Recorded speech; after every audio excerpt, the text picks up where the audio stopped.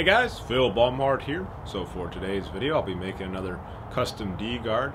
This is actually going to be a pair of D-guards based on props used in the TV show Black Sails, used by the character Bonny. From the research I was able to do on the internet, based on some of the screen used props they had for sale, overall length is 16 inches long, blade is 10.5 inches long. They say that the handle is 5 inches wide, but I believe that's from the end of the quillion to the apex of the knuckle bow, and from sketching it out, those dimensions seem to be accurate. So it'd be kind of interesting because like the guard and pommel look like it's brass, and so instead of making those out of brass, I'm gonna just hot brass the steel. But the knuckle bow also looks like it has sort of a braided wire thing going on there. So I've got an idea of how I'm gonna weld that on. So that should be kind of interesting. The blades are basically like a dagger type, so spear point.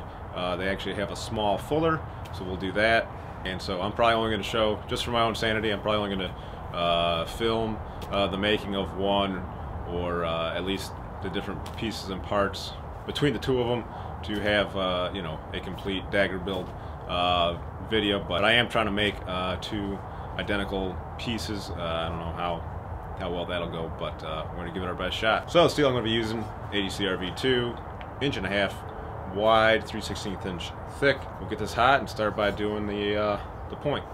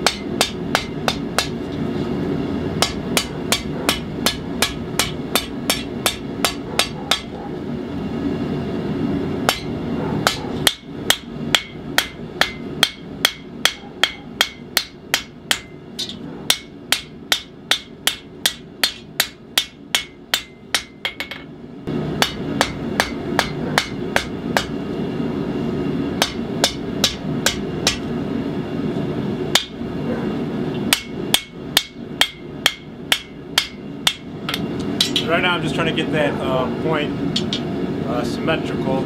We're almost there. I'll keep tinkering with it a little bit, and I'll probably start working on the fuller.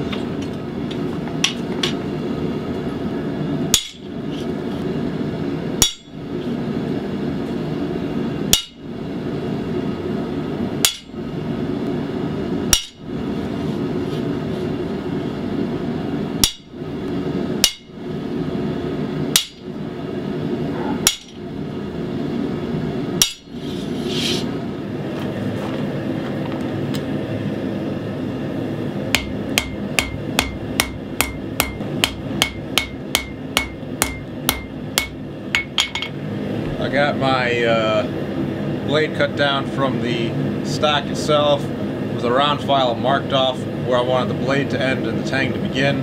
I marked off the 10.5 inches that I found online for the prop weapon, but that really just seemed way too short, especially looking at like other screenshots. I ended up deciding on a 12-inch blade, so we'll see how that turns out. But right now I'm just setting in the shoulders for the tang, trying to keep that all even as well.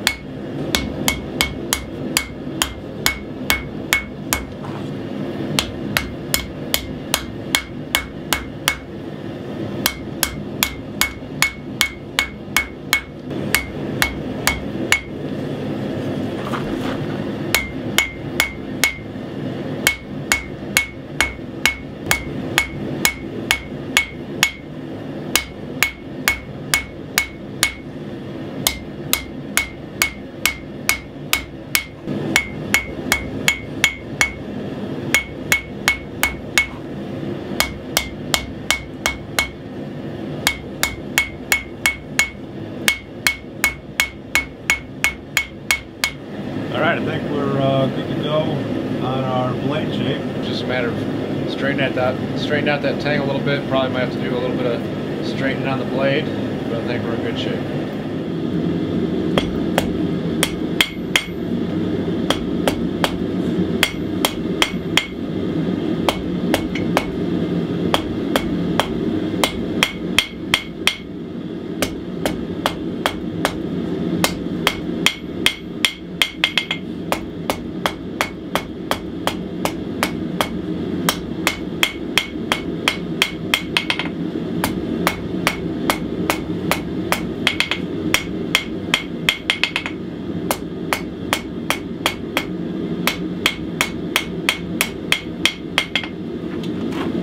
Alright, so for the guard, I'm using some 1/8" thick flat stock mild steel. This is thinner than what I normally use for D guards because it really is fairly flimsy trying to forge it, but it's going to get bolstered up with some of that twisted rod stock. So from the photos, it looks like the stuff for the guard is fairly thin, so this looks like a pretty good match. So I'm going to put in a taper, cut in a slit for the tang.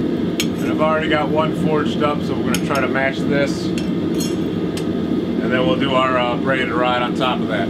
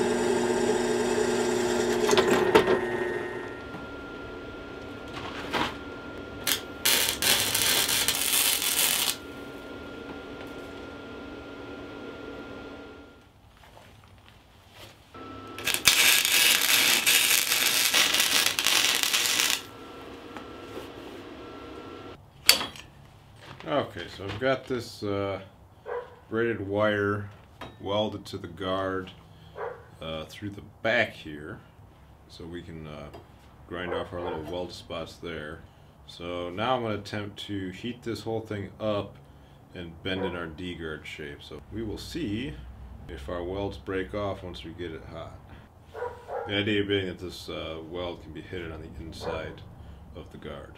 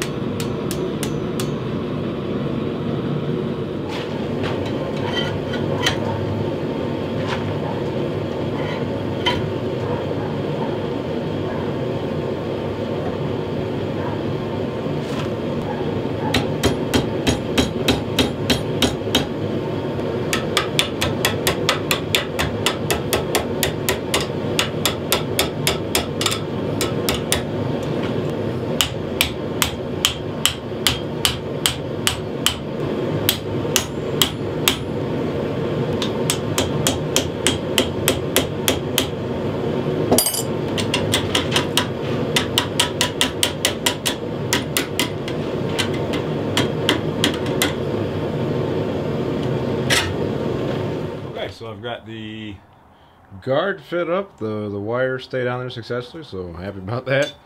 You know, purposely left this long. This steel I cut out here was 8.5 inches long because the knife from the movie had a you know, a big D guard, which is what we tend to do with our modern D guards, is we make this knuckle bow probably just a little bit too big compared to what was historically done, because you really only need about 4 inches. You know, you don't need your whole hand to fit inside that, but you know, this is in keeping with the movie replica. So happy about that. Next thing that I can do here is the pommel piece. It just has like this square pommel. So got a piece of railroad spike, best square piece of steel I have here. So I need it to butt up against this braided piece here.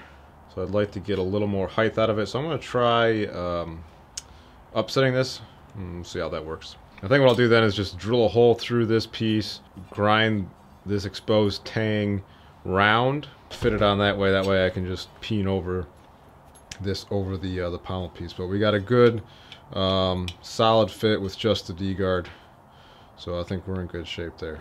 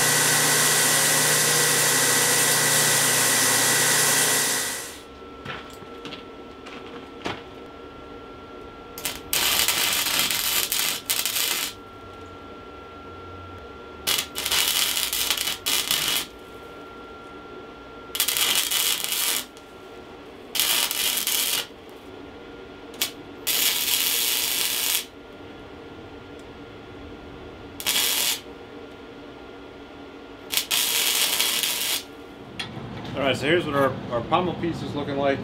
I got it sort of chamfered off, trying to match the photo. I ground the end of the tang here to like a round shape, so it fits on there real nice.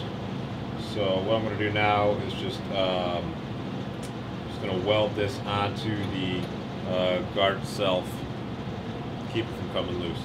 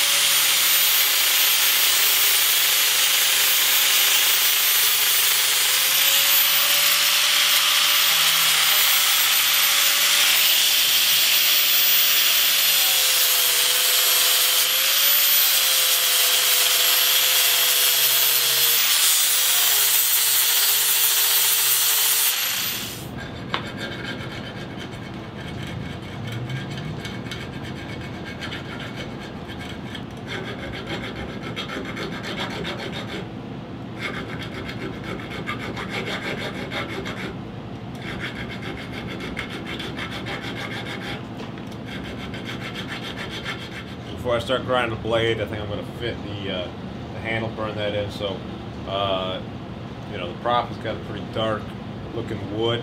So I found some Madagascar ebony wood. This is a 1x1 like turning block. The wood being from Madagascar is kind of cool because Madagascar during the golden age of piracy was kind of famous as being a pirate hangout. So definitely in keeping with the pirate theme. So got enough here for both blades, so we'll cut this down, drill it out, burn it in.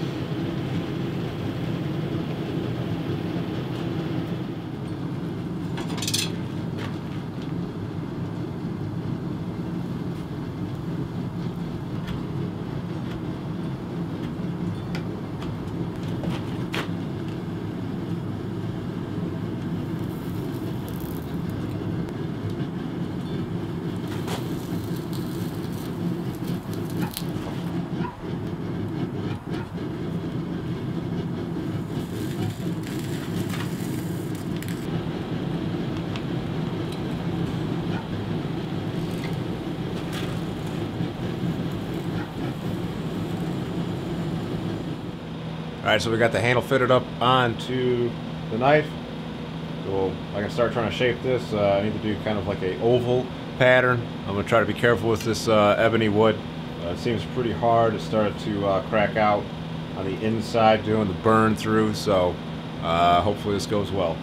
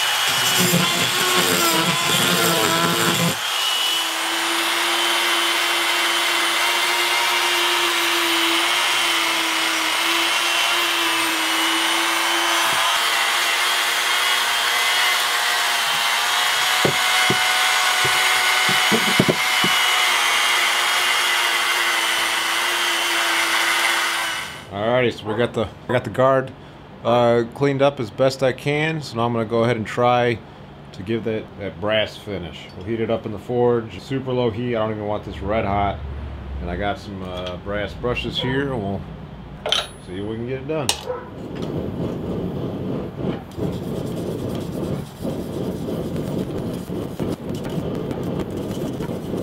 You can see there's kind of that sweet spot of heat. So like this part is taking the brass, but this isn't because it got a little dark.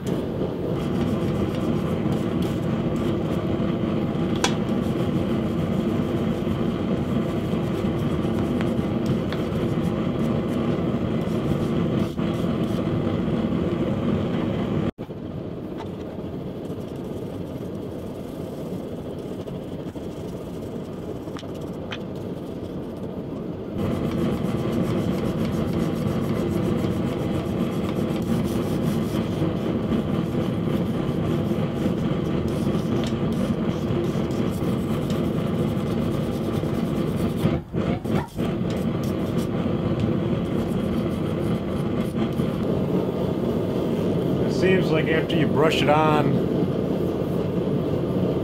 it like takes a minute for it to really set in. So sometimes you brush it, put it back in the fire, it'll brass up to that. But we're in really good shape. That's it's looking awesome.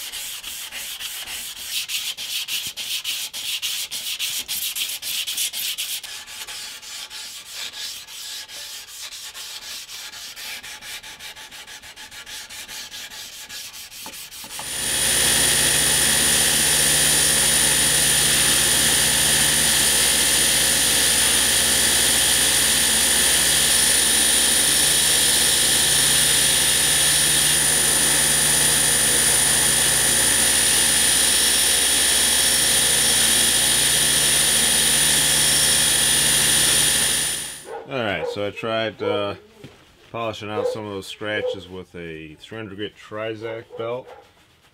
We'll go back to the hand sanding and see how that does.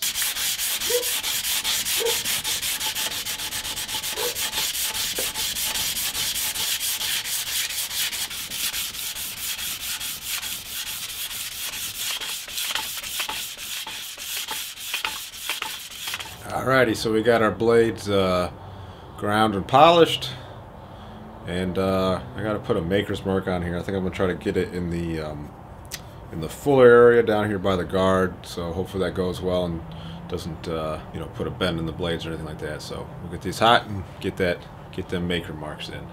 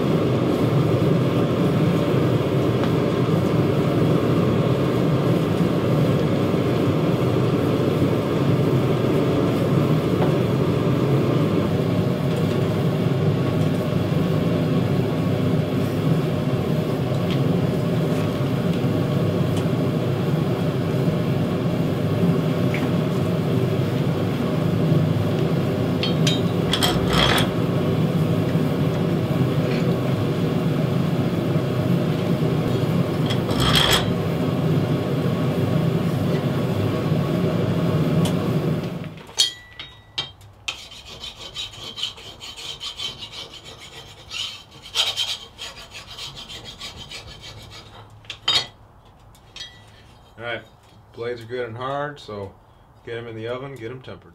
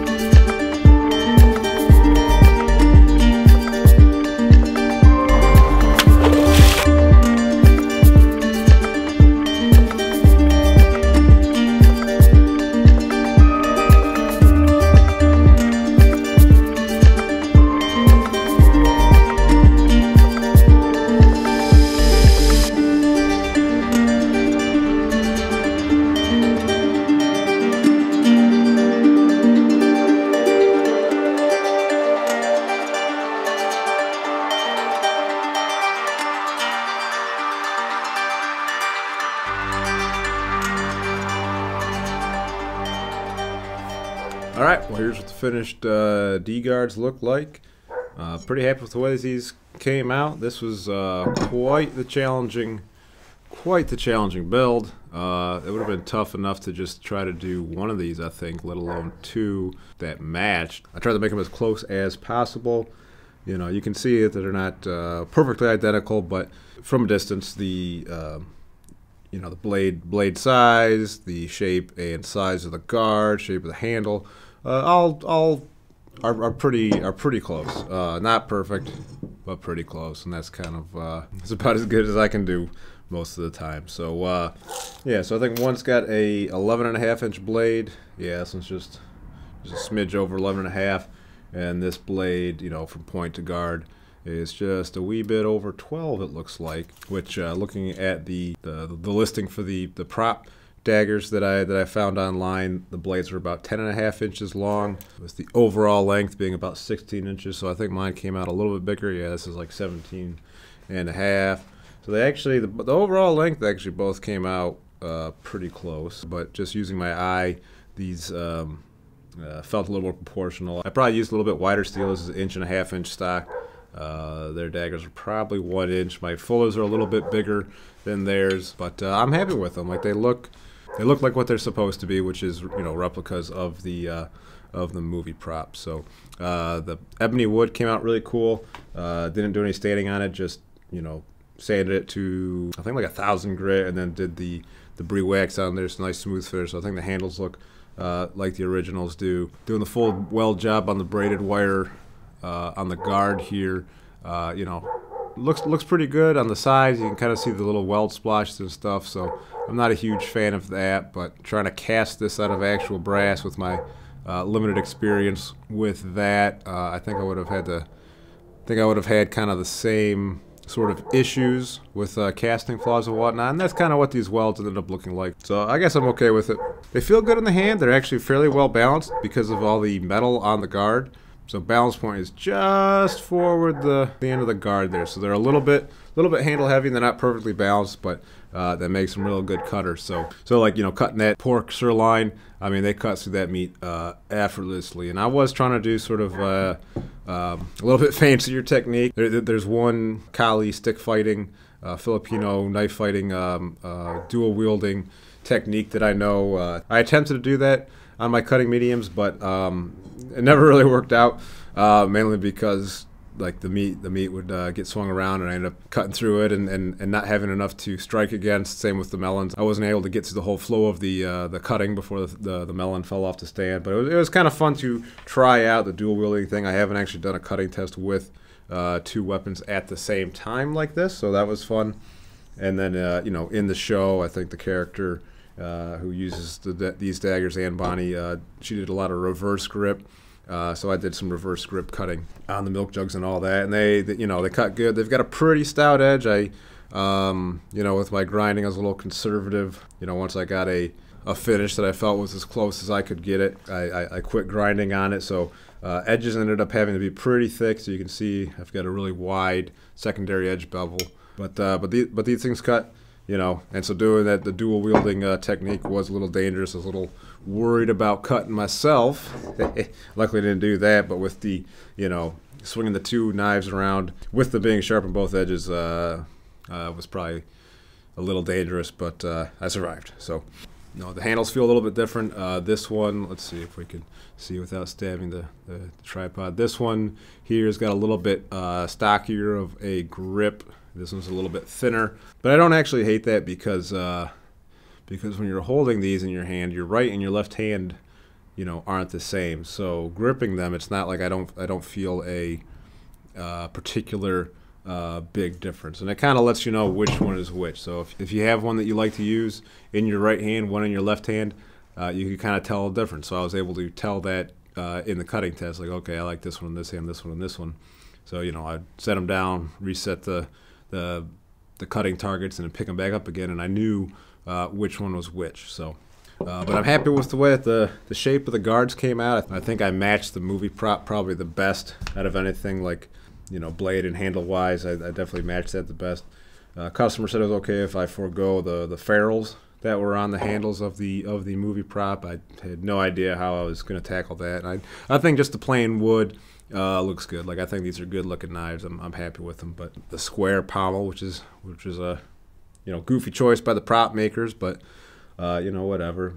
From looking at the prop, they looked sort of rough around the edges. So the fact that mine look a little rough around the edges actually, I think, helps match the prop a little bit better.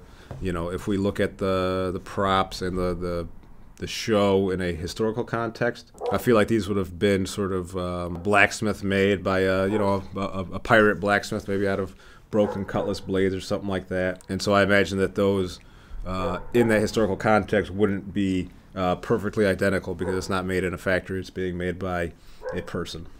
I don't know. Maybe that's just what I tell myself to make myself feel better. So I'm not making any scabbards for these. The customer is going to do that himself. He possibly might put up a YouTube video of the building of the sheaths for these, and if that's the case, I'll put a link in the description box so you can see how he makes the sheaths for these. But yeah, hopefully he likes them. I got the maker's mark in the fuller there. I think that looks pretty good. But yeah, overall, happy with the way these came out. Quite a bit more challenging than I thought they would be. Definitely pushed my abilities with these in trying to make them identical in the welding, fabricating, and trying to match the way that the movie prop looked. So I appreciate you guys coming along for the ride on the building of these knives. Hopefully you guys enjoyed the video. If you want to keep up with my latest and greatest work, you can find me on Facebook and Instagram. I'm going to have links to that in the description box. If you want your own custom knife, you can shoot me a message on Etsy. I've also got other knives for sale on there if you want to check those out. That's all I got for you guys today. As always, I appreciate the support. Thank you so much for watching. And until next time, be more Viking.